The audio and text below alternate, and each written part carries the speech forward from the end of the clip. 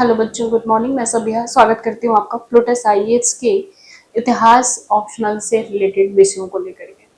ठीक है, हमने पिछले क्लासेस में जो भी टॉपिक पढ़े हैं उससे रिलेटेड एक सवाल बनता है और वो सवाल है कि भारतीय समाज क्या होता है। भारतीय समाज, अब समाज शब्द से समझते क्या है और समाज बनता कैसे है।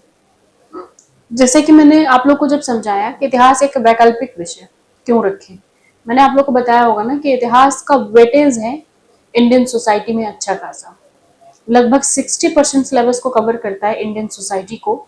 तो मैं उसमें बताना चाहूंगी कि कैसे कवर करता है, पिछले जो क्लासेस हमने किए उससे रिलेट करके, ताकि आप लोग को रिलेट करके आंसर राइटिंग करना इजी हो सके। क्योंकि इसके बाद हम लोग अगला जो सीरीज आएगी वो आपको हड़प्पा से रिलेटेड आएगी, तो एक नए विषय पे चले जाएंगे। तो मैं उससे पहले ये चीजें क्लियर कर देना चाहती हूँ आपको कि कैसे रिलेट किया जाता है किसी भी टॉपिक को। ठीक है, तो समाज एक्चुअल में बनता कैसे है और समाज की अवधारणा कैसी है, समाज किस तरह से नैतिकता का परिचय देता है या नैतिकता को जन्म देता है, और उस समाज से हमारा परिवार और हमारे परिवार से फिर हम सीखते है ना। तो आखिर समाज बनता कैसे है, किस चीज से बनता है और कैसे तैयार होता है। तो मैं अगर आपको कहूं कि सबसे पहले क्या होते हैं, व्यक्ति। ठीक है, उन व्यक्तियों से मिलकर के बना एक परिवार, कई सारे परिवारों से मिलकर के बना कुनबा। कुनबा समझते हैं, कुनबा का मतलब होता है खानदान जिसको कहेंगे, है ना। और कुनबा से मिलकर के जो बना वो कहेंगे हम कि वो बना एक समाज, और समाज से बना एक राज्य, कई सारे समाज मिलके, और राज्य से बना राष्ट्र। यही है ना उदाहरण। तो खैर ये गवर्नेंस और इंडियन पॉलिटी का टॉपिक है, हमें एक्चुअल में हम यहाँ पे हैं। ठीक है, समाज से क्या है ये समाज, है ना। तो एक्चुअल में हम जो बनाते हैं हमारी सोच का एक मूर्त रूप है समाज। हम जो सोच पाते हैं वही है समाज। क्या आप मानते हो कि जब हम जंगलों में थे, आदिवासी समुदाय की तरफ थे या आदि मानव थे, तो क्या हमारा जीवन ऐसा ही था जो आज है? नहीं, हमने अपनी सोच से इसको डेवलप किया ना, ऐसा बनाया है। हमारे यहाँ तब शादियां ऐसी होती होंगी? नहीं, हमने अपनी सोच से इसको बनाया है। तो अगर सवाल आपसे करता है कि समाज क्या है, इंडियन सोसाइटी है क्या, सवाल ये है ना। जैसे मान लो, सपोज मान लो कि एक फैमिली है, एक कुनबा है, एक समाज ऐसा है जिसके लिए क्या, अब हम लोग यहाँ चलते हैं समाज में पहले। ठीक है, और इस समाज में दो परिवार हैं। ठीक है, परिवार ए लिख देते हैं और परिवार बी लिख देते हैं। ठीक है, एक परिवार ऐसा है जहां पे बलि की प्रथा किसी एक निश्चित तिथि को तय है। यानी एक समाज ऐसा है जहां पे बलि की प्रथा हो, और वो प्रथा किसी एक निश्चित समय पे चल रही हो कि मान लो इस तारीख को, हर साल के इस महीने के इस तारीख को बलि दी जाएगी, और वो एक धार्मिक संस्कार माना जाता है। वही हो सकता है कि परिवार बी के लिए हो सकता है कि वो जो बी समाज है वो जैन समुदाय हो, कोई ऐसा समुदाय हो जिनके लिए ये बलि क्रूरता माना जाता होगा, क्रूरता माना होता, और ये गंदी सोच मानी जाती होगी, है ना। ये तो है समाज। यानी हमने जो सोचा उससे एक समाज निर्मित किया, और वो समाज ही हमारी नैतिकता का कारण है। हो सकता है कि यहाँ जन्म लेने वाले बच्चे के लिए ये नैतिकता हो, और यहाँ जन्म लेने वाले बच्चों के लिए इसको न मारना नैतिकता हो। यही है ना नैतिकता, यही सिखाती है। जैसे मान लो पुराने समय में जब हम लोग अपने बचपन में थे, तो गुरुजी आते थे तो उठ के प्रणाम करना होता था, पैर छू के। जब हम लोग थोड़े बड़े हुए तो ये अवधारणा बदल गई, और ये अवधारणा है कि गुरुजी नमस्ते ऐसे करने लगे, है ना। लेकिन आज के बच्चे बोलते हैं हेलो मैडम, हेलो सर, ऐसा लगता है हम उनके फ्रेंड हैं, और है होना भी चाहिए, ऐसा कोई बुरी बात नहीं है। लेकिन समाज की अवधारणा के साथ ये रूप प्रतिरूप क्या हुए, चेंज होते गए ना। या इस समाज ने जाति व्यवस्था के आधार पर इस अवधारणा को चेंज कर दिया, है ना। कैसे हो सकता है कि आने वाले समय में तो जातियां बनी, नवपाषाण काल के एंड में आर्थिक स्थिति ने तय करना शुरू कर दिया कि कौन किस जाति में होगा, और ये चीजें होंगी। तो जब जाति व्यवस्था बनी होगी, ब्राह्मण क्षत्रिय वैश्य शूद्र उत्तर वैदिक काल में डिफाइन किए गए होंगे, तो हो सकता है यही अवधारणा धीरे धीरे कि ठीक है गुरुजी हैं, वो शिक्षा तो दे रहे हैं, लेकिन उनके पैर छूने की आवश्यकता नहीं है क्योंकि वो छोटी जाति के, तो दूर से ही कर लो, hello madam, good morning sir. हमने वेस्टर्न को भी अपनाया। हो सकता है कि ये भूमंडलीकरण का भी प्रभाव है ना। तो ये सारी चीजें आप कहाँ पढ़ रहे हो? हिस्ट्री में। तब तो आप लिंक कर पाओगे कि समाज का निर्माण कैसा होता है। एक समय ऐसा था कि विवाह एक पवित्र बंधन हुआ करता था, लेकिन जब क्या शुरू हुआ विवाह की परंपरा, जैसा कि मैंने कल वीडियो में आपको पढ़ाया कि विवाह शुरू कहां से हुआ। मध्य पाषाण काल ने तय किया कि हमें अलग करना है, लेकिन नव पाषाण काल ने डिसाइड कर दिया कि विवाह करना है। तो विवाह एक क्या था? सामाजिक समझौता था, फिर धार्मिक हो गया, और वर्तमान समय में एक म्यूचुअल अंडरस्टैंडिंग हो गई ना। क्यों? जैसे लिव इन रिलेशनशिप का कॉन्सेप्ट किसी जमाने में हो सकता है कि बहुत बुरा माना जाता, अभी भी किसी किसी वर्ग के लिए बुरा होगा, लेकिन दिल्ली और महानगरों जैसे शहरों के लिए तो एक कॉमन सी बात है, इसमें कोई बुरी बात नहीं है। हो सकता है कि मैं जिस बिल्डिंग में रह रही हूँ वहां कोई मेरा बच्चा ही कोई लिव इन में रह रहा हो, क्योंकि ये इस समाज की अवधारणा है, हमने इस समाज को ऐसा बनाया है। हो सकता है कि समलैंगिकता कभी अपराध रहा हो, और रहा भी है, अभी भी बहुत सारे देशों ने समलैंगिकता को अपराध माना है, लेकिन आने वाले समय में या आज के समय में अपराध तो नहीं है, सबको अपने अभिव्यक्ति की आजादी है। अगर हमारा मन कहीं और लगा है तो उसे बताने, उसे इंप्रेस करने की आजादी है। इसी समानता, इसी इक्वालिटी को स्थापित करने के लिए यूसीसी 44 है, यूनिफॉर्म सिविल कोड जिसको कहते हैं, समान नागरिक संहिता, है ना। तो ये समाज ही तो है जो हमें प्रतिरूप कर रहा है, परिवर्तित कर रहा है, बदल रहा है ना। ये समाज ही हमें बदलने पे मजबूर करता है। उस बदलने वाले शब्द के लिए एक और शब्द मैं यहाँ पे लिखना चाहूंगी, और उस शब्द का नाम है संस्कृतिकरण। क्या नाम है? संस्कृतिकरण। संस्कृतिकरण क्या है? बदलाव है समाज का। आपको जान के हैरत होगी कि बहुत ऐसी आबादी है, बहुत ऐसे लोग हैं, आपको दिखेंगे कि उनका धर्म है, सपोज मान लो कि वो किसी छोटी जाति से, पिछड़ी जाति से, और उनके परिवार से किसी ने पढ़ लिख लिया, एक अच्छे जॉब और एक अच्छे सिलेक्शन ले लिया, उन्होंने अच्छे पद को प्राप्त कर लिया।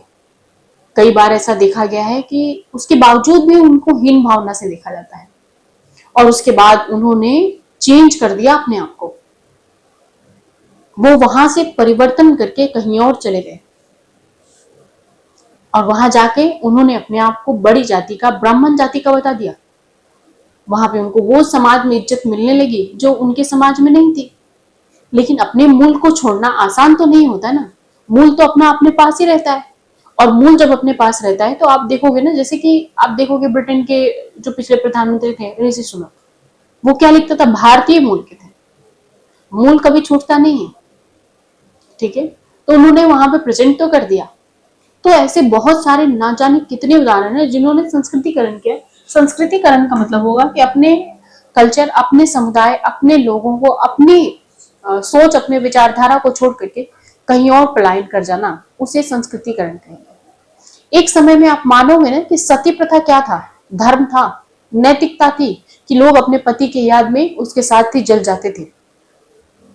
आने वाले समय में अपराध हुआ ना, सोच बदली, पाश्चात्यकरण हुआ, भूमंडलीकरण का प्रभाव तो नहीं कहेंगे, लेकिन पाश्चात्य शैली का प्रभाव पड़ा, और इसे अपराध माना है कि किसी एक के लिए दूसरे की जान क्यों जाए। तो उसे 1829 का एक्ट बना और समाप्त किया, आईपीसी 17 लगी। वैसे ही एक समय ऐसा था कि मम्मी लोग कभी खाना नहीं खाती थी पिताजी लोग को खिलाए बिना। क्यों? क्योंकि ये उनका धर्म था। आज की महिलाएं, भाई भूख लगाए हमारे पेट में, हम खाएंगे ना, तुम खा लेना जब तुमको भूख लगे। बदलते समाज की अवधारणा के साथ बदला ना समाज, इसी को कहा जाता है समाज का परिवर्तित रूप। सिर्फ आधुनिकरण को नहीं कहेंगे हम, हर उस फेज को कहेंगे जो बदल रहा है, जो परिवर्तित हो रहा है। एक समय ऐसा था कि महिला सुरक्षा के लिए ना जाने कितने सारे कानून बने, है ना। आज के समय में पुरुषों की सुरक्षा की आवश्यकता है या नहीं? मुझे तो लगता है पुरुष समाज डर में जी रहा है। उनके लिए भी ऐसा कानून बनना चाहिए कि अगर उनको दोबारा से नीला ड्रम बनाया जाता है तो कोई और केस अप्लाई होगा, क्रिमिनल लॉ लगेगा। अभी इलाहाबाद प्रयागराज के पास का एक वो आया है केस। एक महिला है जो अपनी शादी वाली रात को दाव लेके बैठे हुए, दाव समझते हैं, गंडासे का एक छोटा रूप होता है, काट के फेंक देंगे वाला कंडीशन। सोचिए उस पुरुष की क्या स्थिति रही होगी कि पत्नी सामने गंडासा लेके बैठी है। तो मुझे लगता है इस पे भी एक लॉ बनना चाहिए, सरकार को थोड़ा सा ध्यान देना चाहिए। वो दौर और था जब महिला अबला थी, अब पुरुष अबला हो चुका है, मेरा ऐसा मानना है। और समाज में जो चल रहा है धारणा उसको, अभी कुछ दिन पहले एक मध्य प्रदेश की महिला एक ऑटो वाले को मार थप्पड़ थप्पड़ पीटे जा रही है ना। एक दिन अभी कुछ दिन पहले न्यूज में था, स्विगी और जोमेटो वालों को एक महिला ने डब्बा खींच के मार दिया, उसका नाक फूट गया था क्योंकि डिलीवरी में लेट हो गया था। हो सकता है बारिश हो रही हो सकता है उसका पेट्रोल खत्म हो गया, हो सकता है उसकी गाड़ी खराब हो गई हो, वो भी ह्यूमन है ना। कई सारी चीजें हो सकती है, जब आप नहीं जानते हो तो प्रतिक्रिया देने का क्या हक है। तो ये समाज का बदलता रूप तो है। इवन ऑफलाइन क्लास में एक मेरी बच्ची ने बोला कि मैम ऐसा हो सकता है कि महिलाएं पहले प्रताड़ित हुई हैं और वो सारी चीजें पढ़ती हैं और अब बदला ले रही हैं। तो बदला लेने का क्यों, कौन सा तरीका है? ठीक है, तो समाज का बदलता प्रारूप है जो आप देख रहे हो, चेंज हो रहा है। मैंने कल आपको बताया ना कि शुरू में जब समाज स्थापित हुआ तो इक्वालिटी था, समानता था, पुरुष के भांति महिलाएं भी उनके साथ शिकार करने जाती थी। लेकिन जब प्रजनन की अवधारणा विकसित हुई ना मध्य पाषाण काल में, यानी ऐसा नहीं पूरा पाषाण काल में प्रजनन नहीं हुआ, लेकिन उन्हें ज्ञात नहीं था कि ये कैसे हुआ, बस किया उन्होंने। लेकिन मध्य पाषाण काल में ज्ञात हुआ, और जब ज्ञात हुआ तो महिलाएं धीरे धीरे पीछे होती गई। और आने वाले समय में आप देखोगे गुप्त काल में महिलाओं की तुलना जुआ और शराब के साथ कर दिया, और महिलाओं की स्थिति दिन ब दिन गिरती चली गई, मध्यकाल तक तो दयनीय हो गई। फिर ब्रिटिश शासन हुआ, उन्होंने महिला सुरक्षा के लिए और महिला सशक्तिकरण के लिए कई सारे कानून और लॉ बनाए। उसके बाद देश आजाद हुआ, सरकार ने कई सारे कानून और लॉ बनाए, उसको अप्लाई किया, महिलाओं को आरक्षण और चीजें दी गई इस तरह से। और उसके बाद आज महिला पढ़ लिख के सशक्त हो रही है, और सशक्त हो रही है तो आज देख रहे हैं इसका विभत्स रूप देखने को मिल रहा है। मैं तो विभत्स ही कहूंगी, किसी को मार करके ड्रम में जमा देना ये कोई अच्छे समाज के उदाहरण तो नहीं है। ठीक है, तो ये सारी चीजें हैं समाज के बदलते स्वरूप को, है ना। जैसे मान लो सपोज अगर मैं बात करूं आपसे कि कभी जापान के, अगर मैं जापान एक देश का दे दूं तो आपके दिमाग में क्या मानचित्र बनेगा? यही बनेगा ना कि जापान बहुत एक डिसिप्लिन देश है, शांति प्रिय देश है, वो किसी के भी पचड़े में नहीं पड़ता है, कोई लड़े मरे कटे उससे कोई मतलब नहीं। लेकिन क्या 1945 के पहले तक जापान ऐसा ही था? 1945 यानी जापान के इतिहास को पढ़ेंगे तो कहेंगे कि क्रूर था जापान। वर्ल्ड हिस्ट्री में जापान की हिस्ट्री को अगर आप पढ़ते हो ना तो कहेंगे कि क्रूर देश था, लेट होने पर लोगों की उंगलियां काट दी जाती थी, इस तरह का था जापान। लेकिन 1944-45 में सेकंड वर्ल्ड वॉर में परमाणु का जब अटैक हुआ जापान पे, तब से जापान ने अपने आप को चेंज कर लिया, शांति प्रिय देश हो गया। इतना वेल डिसिप्लिन देश है कि वहां अगर 3 मिनट से ज्यादा ट्रेन लेट हुई तो ट्रेन की टिकट के सारे पैसे लौटा दिए जाते हैं। हमारे इंडिया में 24-24 घंटे ट्रेन लेट होती है ना। तो ये डेफिनेशन है समाज के बदलते प्रतिरूप को चेंज करने का। रशिया का जो प्रभाव था, कभी यूएसएसआर हुआ करता था 1991 के दशक तक, आज देखिए रशिया की स्थिति। मैं ये नहीं कहती बुरी है, लेकिन वो फेस तो नहीं रहा ना। तो ये चीजें, ये क्या है, समाज का बदलता स्वरूप ही तो है। ब्रिटेन लगभग 167 देश उस समय हुआ करते थे, अभी 196 है। 137 देश में से लगभग 130 देशों पे शासन किया है, औपनिवेश रहे हैं ये देश ब्रिटेन के। आज ब्रिटेन एक टुकड़ों में सिमट के रह गया। समाज का बदलता स्वरूप है, तो इसी को हम कहते हैं समाज, देश, दुनिया। जो आप इंडियन हिस्ट्री में पढ़ोगे, वर्ल्ड हिस्ट्री में पढ़ोगे और चीजों को लिंक करोगे, और इस तरह से एक बेहतरीन आंसर आप सोसाइटी का लिख पाओगे। एनालिसिस पावर आपका हाई होता है हिस्ट्री ऑप्शनल को पढ़ने से। ठीक है, तो इसी के साथ आज का वीडियो एंड करती हूँ। कल फिर मिलूंगी कुछ नए सुर्खियों के साथ, तब तक आप अपना ख्याल रखें। थैंक यू बच्चा लोग।